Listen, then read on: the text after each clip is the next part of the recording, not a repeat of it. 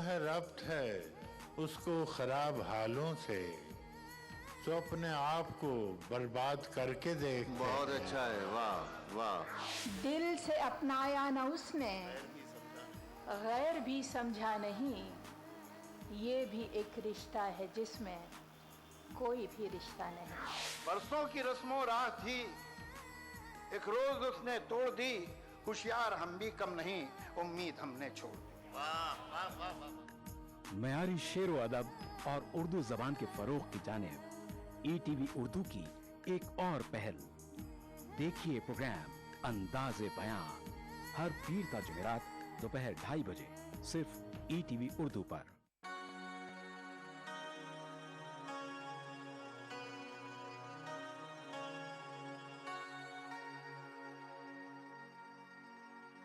वो हमसे खाकसारों को जब अपना खाक पास समझे,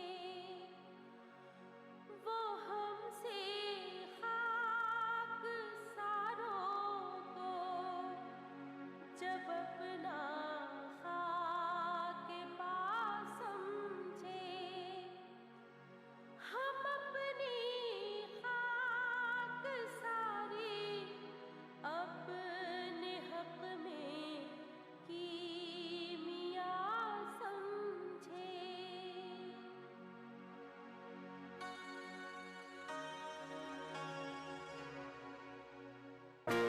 बिछड़ेंगे तो मर जाएंगे हम दोनों, एक डोर में है हमको ये दर बांधे हुए। मैं ख्वाब में इस मुल्क का नक्शा बनाता हूँ। मुझे अपनी वफादारी पे कोई शक नहीं होता। मैं खूने दिल मिला देता हूँ जब झंडा बनाता हूँ। हिंदू और मुस्लिम मुल्क की दो आंखें हैं। अपने मुल्क की तरक्की और खुशहाली का काम हिंदू और मुस्लिम एकता के जरिए किया जा सकता है। मजहब नहीं सिखाता आपस में बैर रखना। हिंदी हैं हम, वतन है हिंदुस्तान हमारा। बच्चों के तबस्सुम में है जादू कैसा, मेरी दिन भर की थकन सारी मिटा देता है।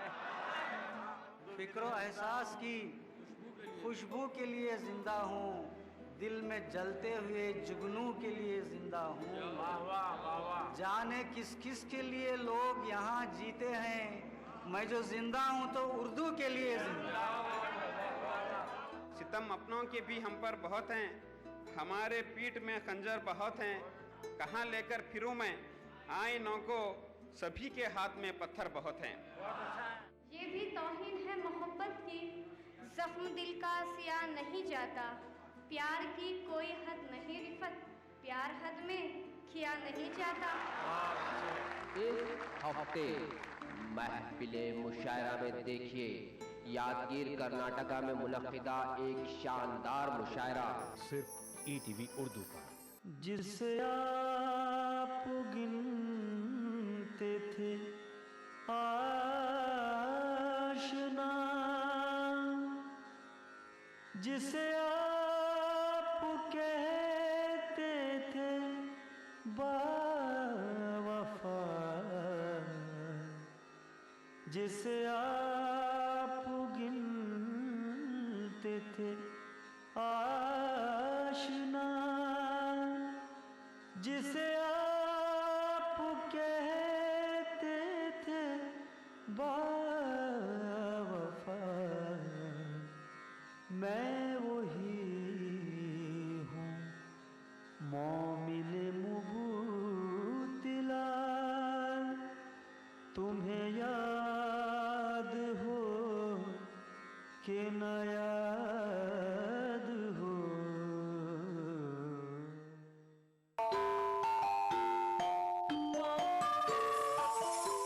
इस्लाम फॉर किड्स यानी इस्लाम बच्चों के लिए, इस प्रोग्राम में कुरान और हदीस के किस्से और वाक़यात, हज़रत मोहम्मद सल्लल्लाहु अलैहि वसल्लम और सहाबा की ज़िंदगी के हालात और इस्लामी तालीमात के अहम वाक़यात पेश किए जाएंगे। इसमें हमारे लिए सबक है, गाइडेंस है और रहनुमाई का सामान है। इसी के साथ साथ इस्लामी तालीमात की वो बातें भी हम आपके सामने रखेंगे जिसमें मॉरल वैल्यूज़ सिखाई गई हैं, ताकि हम अपने अंदर आला कैरेक्टर, आला अखलाक पैदा कर सकें और दुनिया और आखिरत में कामयाबी हासिल कर सके। इस्लाम फॉर किड्स हर इतवार सुबह 9 बजे सिर्फ ETV उर्दू पर।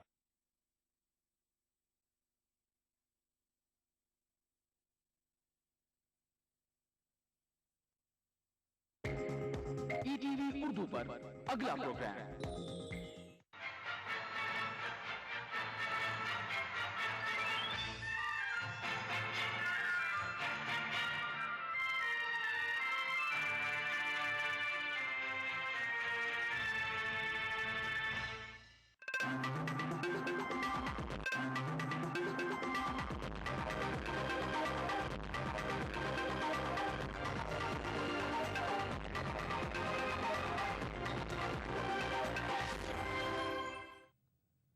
आदाब ETV उर्दू न्यूज़ में आपका खैर मकदम है और आप देख रहे हैं खबरनामा। सबसे पहले नजर सुर्खियों पर।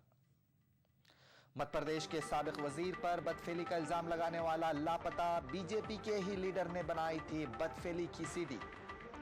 उत्तर प्रदेश में बीजेपी ने छेड़ा राम मंदिर का राग, अमित शाह ने अयोध्या में कहा शानदार राम मंदिर तामीर कराया जाएगा।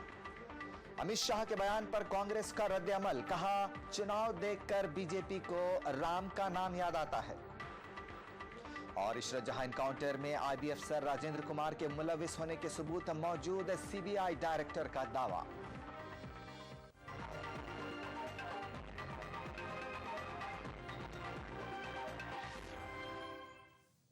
और अब खबरें तफसील के साथ। घरेलू मुलाजिम के साथ जिनसी बदफेली करने के सनसनीखेज इल्जाम में कुर्सी गंवाने वाले मध्य प्रदेश के सीनियर लीडर राघव जी की सिक्योरिटी बढ़ा दी गई है।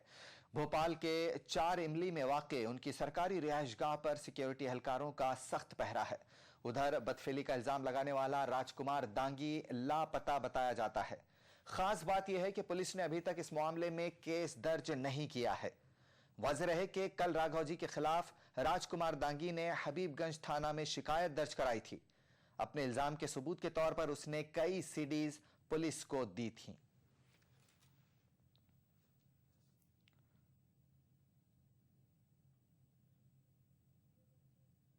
राघव जी की करतूतों को कैमरे में कैद करने वाला कोई और नहीं, बीजेपी का ही एक लीडर है। हमारे नुमाइंदे ने CD बनाने वाले शिवशंकर पटेरिया से बातचीत की। 22 सीढ़ियां बनी और 22 सीढ़ियां बनाने वाले में है शिवशंकर पटेरिया जी। शिवशंकर पटेरिया जी बीजेपी के नेता हैं। उमा भारती के मुख्यमंत्रित्व काल में ऊर्जा विकास निगम के अध्यक्ष है, जिसे राज्य मंत्री का दर्जा प्राप्त था वन विकास निगम के। बताइए पटेरिया जी, ये आपको सीढ़ी बनाने की जरूरत क्या पड़ी? देखिए, वो ऐसा बड़ा बहुत व्यक्तित्व था इस पार्टी में कि यहाँ से लेकर अडवाणी जी तक कोई इनके चरित्र के बारे में मानते तो है नहीं, मौखिक के था। तो साक्ष्यों की जरूरत थी, बगैर साक्ष्य के तो बात होती नहीं, तो साक्ष्य इकट्ठे किए। फिर मैंने ये मुहिम आपने कब शुरू की थी? कितनी सीढ़ियां और कहाँ बनवाई? अप्रैल में चालू हुई और 22 दिन लगातार चली। फिर ऑडियो की जगह वीडियो नहीं बन रही थी, तो उसको लड़के को मैंने ट्रेन में भेजा कि उनकी सेवा करो ट्रेन में, और ट्रेन की लाइट चालू कर लेना। तो ट्रेन की रेवांचल एक्सप्रेस की उसने चालू कर ली, बढ़िया सीढ़ी उसकी बन गई। जैसी कितनी सीढ़ियां बनवाई आपने? टोटल 22 दिनों की है सीढ़ी लगातार 22।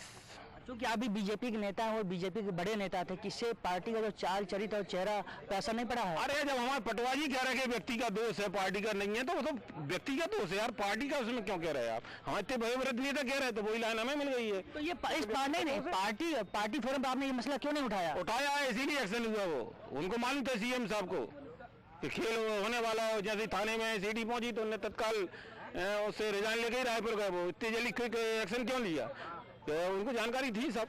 कहा जा रहा है कोई डीलिंग नहीं थी आपकी, वो डीलिंग पूरी नहीं हुई, इस वजह से आपने ये दुर्भावना में ऐसा काम किया? डीलिंग मिलिंग कुछ नहीं थी, जो तो हमारे बारे में जो लोग जानते हो ये जानते हैं, डीलिंग मिलिंग का कोई काम इधर होता नहीं। कितने लोग हैं जो आपकी जानकारी में है? आप धीरे धीरे देखते जाओ, सब होगा उसमें। सफाई होना चाहिए पार्टी की, एक बार तो होना चालू हो गई है। कितने गंदे लोग आप बोले गंदगी काफी हो गई थी? हैं यार लोग यार, ज्यादा नहीं छुपते हैं, जो ज्यादा देर छुपे रहे जल्दी आ जाएंगे। थाने में आपने शिकायत करवाई? मैंने नहीं करवाई, वो मैंने CD बनवाई। डांगी है कहाँ? गाँव है अपने करवाई क्षेत्र में। ठीक है, डांगी का आप कब से जानते हैं? हमें यही आया। ये थे पटेरिया जी, जो पूरी तौर से जिम्मेदारी ले रहे हैं कि राघव जी की CD इन्होंने ही बनवाई, और राघव जी जैसे कई सारे और हैं पार्टी में जिसकी सफाई होनी चाहिए। कैमरामैन संजय नामदेव के साथ सुनील तिवारी, ETV न्यूज भोपाल। उधर बीजेपी के सीनियर लीडर की जिनसी बदफेली के मामले पर एहतजाज करते हुए कांग्रेस सड़कों पर उतर आई है। भोपाल में कांग्रेस लीडरों और वर्करों ने राघव जी के खिलाफ एफआईआर दर्ज किए जाने की मांग करते हुए मुजाहिरा किया। उनकी पुलिस से झड़प भी हुई। तफसील बता रहे हैं ईटीवी नुमाइंदे।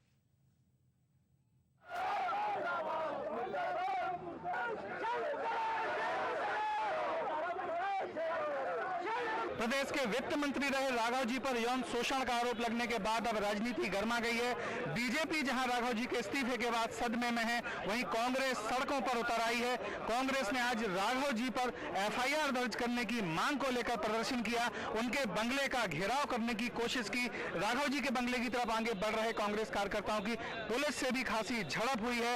साल चुनावी है, लिहाजा कांग्रेस अब इस मुद्दे को ठंडा नहीं होने देना चाहती। कांग्रेस ने इस बात का ऐलान कर दिया है कि अगर राघव जी पर एफआईआर दर्ज नहीं होती तो वो लगातार सड़कों पर न केवल मध्य प्रदेश में आंदोलन करती रहेगी, बल्कि शिवराज सरकार को भी लगातार कटघरे में खड़ा करेगी। कांग्रेस ने राज्यपाल से भी मांग की है सरकार को बर्खास्त करने की।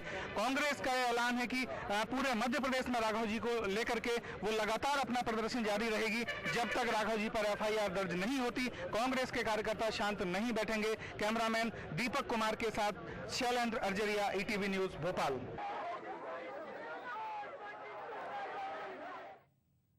उत्तर प्रदेश में बीजेपी उमूर के इंचार्ज और जनरल सेक्रेटरी अमित शाह आज अयोध्या पहुंचे और वहां कायम आरजी राम मंदिर के दर्शन किए। दर्शन के बाद मीडिया से बातचीत करते हुए अमित शाह ने कहा कि उन्होंने रामचंद्र जी से कांग्रेस से मुल्क को निजात दिलाने की प्रार्थना की है।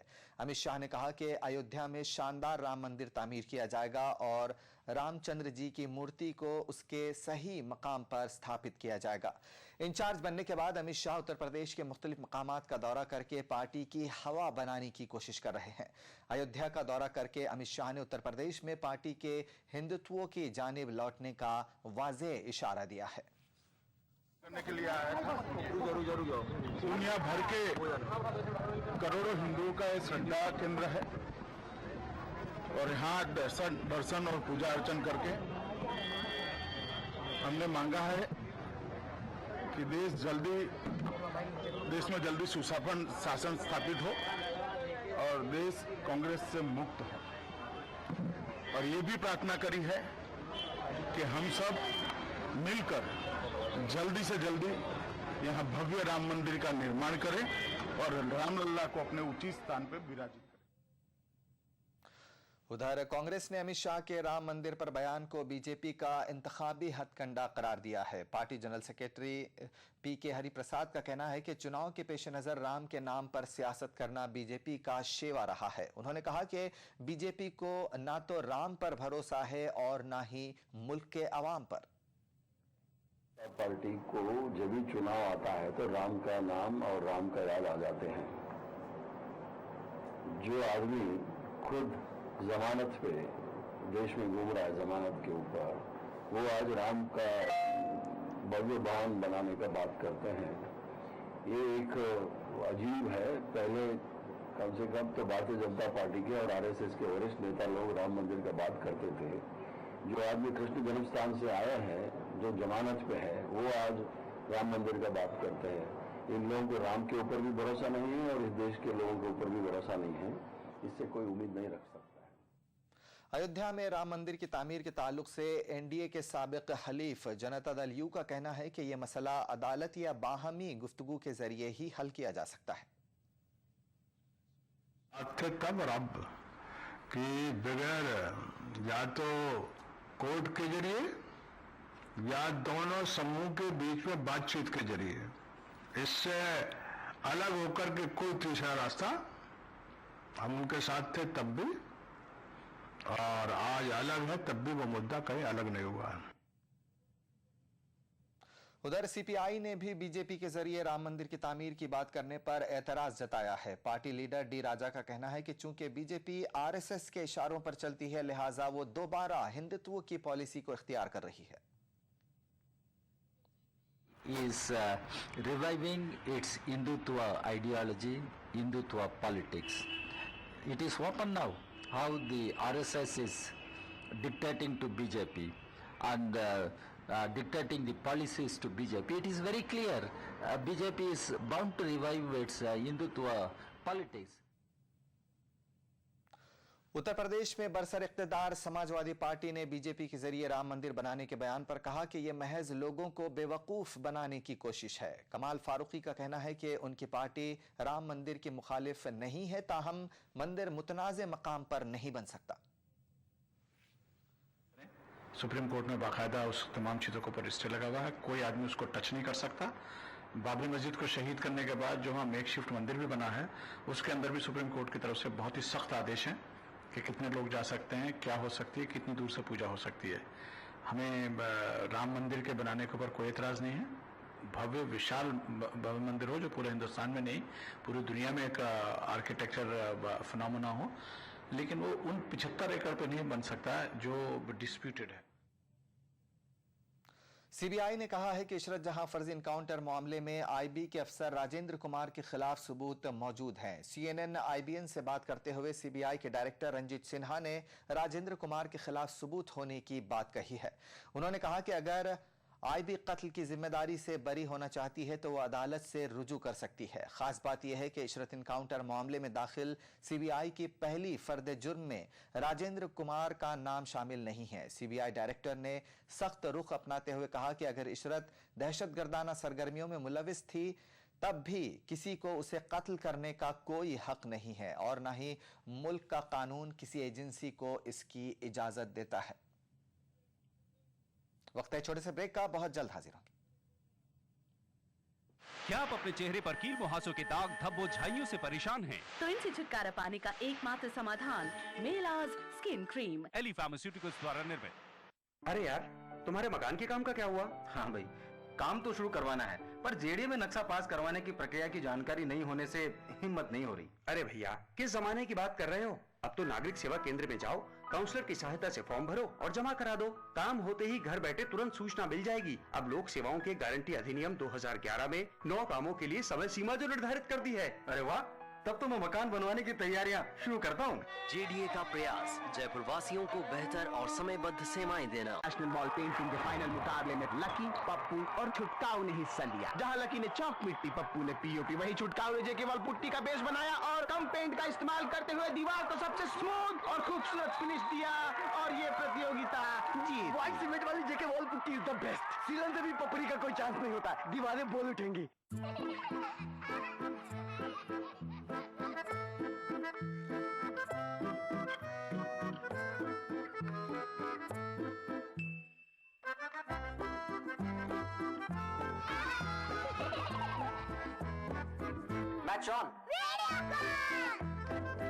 उत्तराखंड में सेना और सरकार के संयुक्त प्रयासों से आपदा प्रभावित क्षेत्रों में फंसे सभी लोगों को निकालकर सुरक्षित स्थानों तक पहुंचा दिया गया है। राज्य सरकार के विभिन्न महकमे, सेना और देवभूमि उत्तराखंड की जनता पीड़ितों की सेवा में लगी हुई है। बहुत अच्छा काम कर रहे हैं। इतनी सारी पब्लिक है, सबका भूख का प्यास का ध्यान रखना एक बहुत बड़ी बात होती है और वो इतने अच्छे से कर रहे हैं। सरकार का बहुत धन्यवाद है कि हमारी जितनी हो सकती है उतनी मदद कर रही है। बहुत मदद किया यात्री लोगों ने।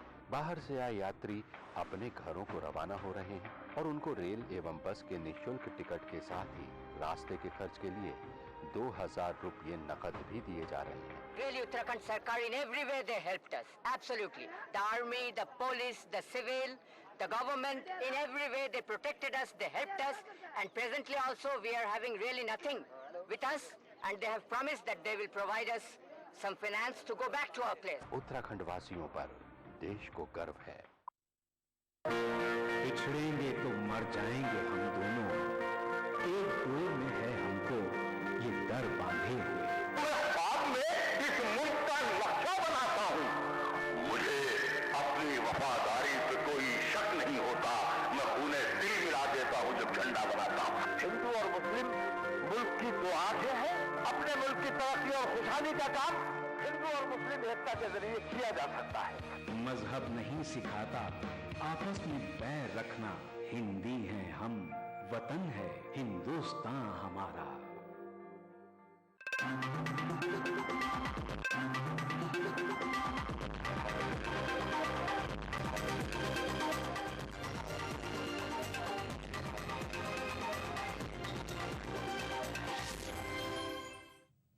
ब्रेक के बाद खबरनामे में एक बार फिर आपका खैर मकदम है। चुनाव मैनिफेस्टो के सिलसिले में गाइडलाइन बनाने के ताल्लुक से सुप्रीम कोर्ट की चुनाव कमीशन को हिदायत पर समाजवादी पार्टी ने सख्त रद्द अमल जाहिर किया है। Party general secretary Ram Gopal Yadav ने इसे नाकाबिले अमल करार दिया है। उन्होंने सवाल किया है कि क्या पार्टियों का मंशूर चुनाव कमीशन बनाएगा। जो चुनाव घोषणा पत्र तैयार किए जाते हैं उनको मॉडल कोड ऑफ कंडक्ट के अंतर्गत नहीं लाया जा सकता। अगर ये होगा तो फिर इलेक्शन कमीशन ही विभिन्न राजनीतिक दलों का चुनाव घोषणा पत्र लिखने का काम करने लगे और सुप्रीम कोर्ट ये डायरेक्शन देने लगे कि ये आप वादा कर सकते हैं, ये नहीं कर सकते। ये अव्यावहारिक है। व्यावहारिक चीज ये है कि हम वादा करते हैं और वादा करने के बाद अगर पूरा नहीं करते हैं तो लोग कोर्ट में जाएं या कोर्ट कॉग्निजेंस सुओ मोटो लो और सरकार से कहेगा आपने वादा किए थे, इन वादों के साथ आप सत्ता में आए हैं, इनको पूरा करें। लेकिन ये काम नहीं है कि इलेक्शन कमीशन तय करेगा कि राजनीतिक दल कैसे चुनाव घोषणा पत्र तैयार करेंगे। इलेक्शन कमीशन लिखेगा चुनाव घोषणा पत्र। इंतखाबी मंशूर के सिलसिले में सुप्रीम कोर्ट की इलेक्शन कमीशन को हिदायत पर तनाज़ा खड़ा हो गया है। बीजेपी ने इस मामले पर बहस व मुबाहिसे की तजवीज़ पेश की है। कहा है तो कई पार्टियां कोई जात के नाम पर, कोई धर्म के नाम पर, कोई भाषा के नाम पर, कोई कई चीजों की लालच तो देती हैं। सवाल ये है कि ये डिबेट होना चाहिए कि चुनाव के पहले क्या कहना क्या नहीं कहना। ऐसे गाइडलाइन इलेक्शन कमीशन का है। जैसे कांग्रेस ने पिछली बार ऐलान कर दिया कि माइनॉरिटी को आरक्षण देंगे यूपी के चुनाव में और बाद में वोटर को तो अपना मैसेज दे दिया, बाद में वापस भी ले लिया क्योंकि संविधान उसकी इजाजत नहीं देता था। तो जो सुप्रीम कोर्ट ने कहा है वो उस पर एक चर्चा होनी चाहिए, डिबेट होनी चाहिए।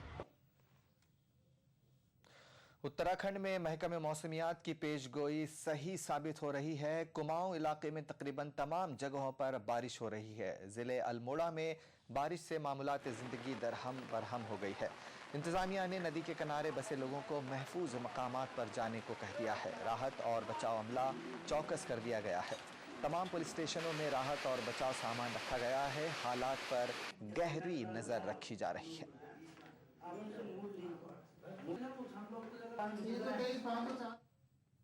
उत्तराखंड में लगातार हो रही बारिश के सबब अलकनंदा नदी की सतह आब में लगातार इजाफा हो रहा है। श्रीनगर में अलकनंदा नदी में पानी की सतह बढ़ने की वजह से गढ़वाल यूनिवर्सिटी के चौरास कैंपस पर खतरा मंडरा रहा है। नदी के तेज बहाव से चौरास के कैंपस के स्पोर्ट्स स्टेडियम तक कटाव हो रहा है।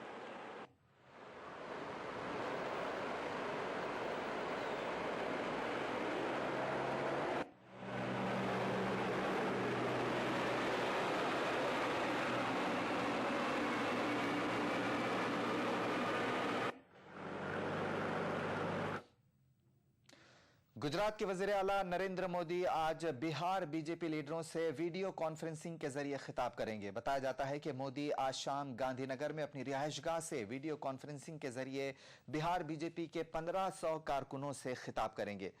बीजेपी इसे इंतखाबी मुहिम से जोड़ने से इनकार कर रही है। बिहार में नीतीश कुमार की बीजेपी से अलहदगी के बाद बिहार में मोदी का ये पहला खिताब है। गुजरात के वज़ीर आला नरेंद्र मोदी की बिहार के बीजेपी कारकुनों से वीडियो कॉन्फ्रेंसिंग की बात पर जेडीयू ने चुटकी ली है। रुकने पार्लियामान अली अनवर का कहना है कि बीजेपी के पास काफी वसाइल हैं, इसीलिए वीडियो कॉन्फ्रेंसिंग की जा रही है। ताहम अली अनवर ने कहा कि उनकी पार्टी रास्त व जिंदा ताल्लुकात में यकीन रखती है। संसाधन उनके कार्यकर्ता भी वैसे ही हैं। हम लोगों के कार्यकर्ताओं के पास वैसा न फोन है न वैसा ये है, लेकिन हम लोग जो भी काम करते हैं निर्जीव नहीं, बेजान नहीं, जान वाला जिंदा ताल्लुकात जिसको हम लोग कहते हैं। तो लड़ाई है, एक समझिए कि बहुत बड़ी ताकत से लड़ाई है हम लोगों की। तो वो तो शिमाल मशरक़ी दिल्ली के जाफराबाद इलाके में जुमा की शब एक 3 मंजिला इमारत मुनहदिम हो गई। इस हादसे में एक शख्स की मौत हो गई है जबकि कई अफराद जख्मी हुए हैं। 14 अफराद को बचा लिया गया है। वाकया उस वक्त हुआ जब इमारत को गिराने की तैयारी हो रही थी। इस इमारत में दरारें पड़ जाने के सबब इसे मकामी इंतजामिया ने गिराने का फैसला किया था। यहां लेते हैं एक छोटा सा ब्रेक, बहुत जल्द हाजिर होंगे।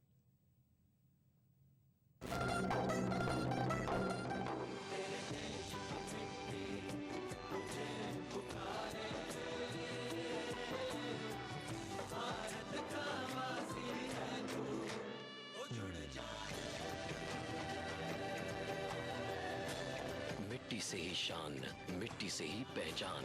तो बनिए हिस्सा नेशनल पॉपुलेशन रजिस्टर का। कैंप्स शुरू हो चुके हैं। राष्ट्रीय जनसंख्या रजिस्टर, मेरी पहचान, मेरा अभिमान। CT Group of institutions known for the best education, best results, best placements. Think of career, think of CT.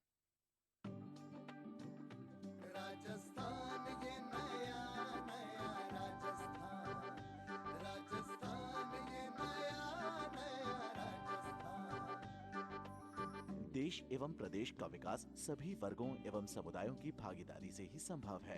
इसी बात को ध्यान में रखते हुए राज्य सरकार ने अल्पसंख्यक समुदाय को मुख्य धारा से जोड़ने के लिए बनाई नीतियां और की घोषणाएं। प्रदेश में केंद्र सरकार के समान अल्पसंख्यकों के सर्वांगीण विकास और उनके समुचित संरक्षण के लिए अलग से अल्पसंख्यक मामलात विभाग का गठन किया। अल्पसंख्यकों को बेहतर कारोबारी माहौल और ऋण मुहैया कराने के लिए राजस्थान अल्पसंख्यक वित्त एवं विकास निगम द्वारा अल्पसंख्यकों को ऋण उपलब्ध कराने हेतु संसाधन जुटाने के लिए राज्य सरकार द्वारा दी जाने वाली गारंटी राशि 25 करोड़ रुपए से बढ़ाकर की 100 करोड़ रुपए। साथ ही 2013-14 के बजट में 200 करोड़ रुपए के प्रारंभिक अंशदान से अल्पसंख्यक विकास कोष के गठन की घोषणा के साथ ही अल्पसंख्यक बाहुल्य शहरों एवं पंचायत समितियों के लिए केंद्र सरकार के मल्टी सेक्टोरियल डेवलपमेंट प्रोग्राम के तहत प्रत्येक शहर एवं पंचायत समिति हेतु 10 करोड़ के विकास कार्य प्रस्तावित। इसके अलावा अल्प आय वर्ग के अल्पसंख्यकों के द्वारा उद्यम स्थापित करने के लिए बैंक से ऋण लेने पर ब्याज अनुदान के साथ ही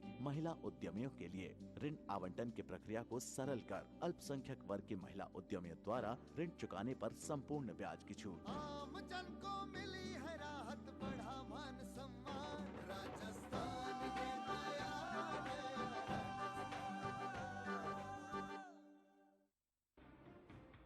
उत्तराखंड में आई दैवीय आपदा में उत्तराखंड वासियों ने फंसे हुए यात्रियों की सेवा व मदद करके देश के साथ साथ विदेशों में भी उत्तराखंड का सर गर्व से ऊंचा कर दिया है।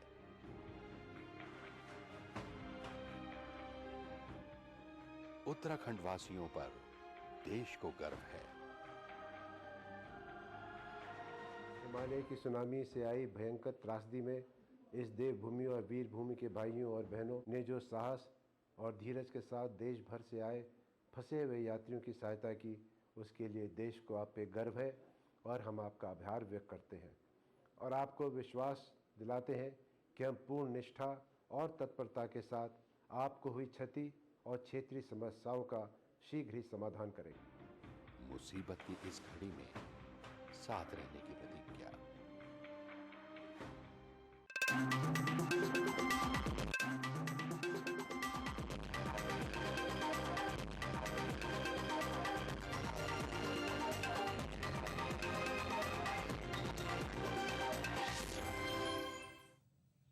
ब्रेक के बाद खबरनामे में एक बार फिर आपका खैर मकदम है। वजीर दिफा AK एंटनी ने कहा है कि हिंद चीन सरहद पर अमन अमान कायम रखने के लिए दोनों ममालिक के बीच फौजी ताल्लुकात में फ़रोग ज़रूरी है। एंटनी चीन के दौरे पर है, जहां वो एक डिफेंस यूनिवर्सिटी से खिताब कर रहे थे। एंटनी ने मजीद कहा कि अगर दोनों ममालिक की फौजी क़यादत में बाहमी एहतराम और एतमाद कायम हो जाए तो अमन बरकरार रखने में आसानी होगी। हिंदुस्तानी वज़ीर दिफा आज liberation army academy of people's भी गए। उन्होंने चीनी वज़ीर आज़म और वज़ीर दिफा से भी मुलाकात की। दोनों ममालिक के वज़राए दिफा फौजी एक्सचेंज को फ़रोग़ देने के लिए राज़ी हो गए हैं। वेनेजुएला और निकारागुआ के सदर ने अमेरिकी अफशाकार एडवर्ड स्नोडन को इंसानी बुनियाद पर पनाह देने की पेशकश की है। वेनेजुएला के सदर निकोलस मादुरा ने कहा कि मुल्क के सदर की हैसियत से उन्होंने स्नोडन को पनाह देने की पेशकश की है ताकि वो बगैर किसी खौफ के जिंदगी गुजार सकें। निकारागुआ के सदर ओर्टेगा ने कहा कि अमेरिका टेक्नोलॉजी का इस्तेमाल करते हुए पूरी दुनिया की जासूसी कर रहा था जिसे स्नोडन ने अफशा किया, इसलिए हम इस शख्स की मदद